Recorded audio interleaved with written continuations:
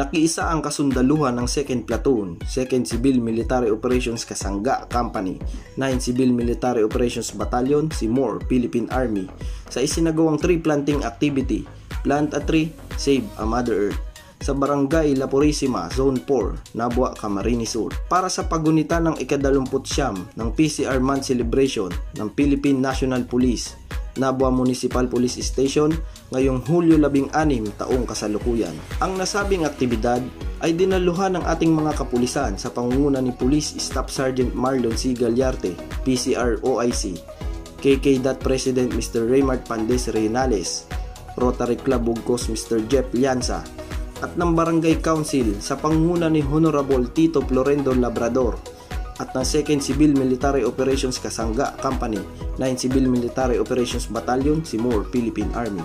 Ang lahat ng nasabing sektor ay nagkaisa at nagtulungan upang maisakatuparang makapagtanim ng 150 piraso ng puno ng nara. Ang layunin ng aktibidad ay para maprotektahan ang ating kalikasan, lalo na ang ating mga kabundukan, upang maibsan ang nararanasan nating sobrang init ng panahon at kaliwat ka ng pagbaha sa iba't ibang panig ng Bicol Region. Ito si Kasanggang Roland at ito ang Kasangga News.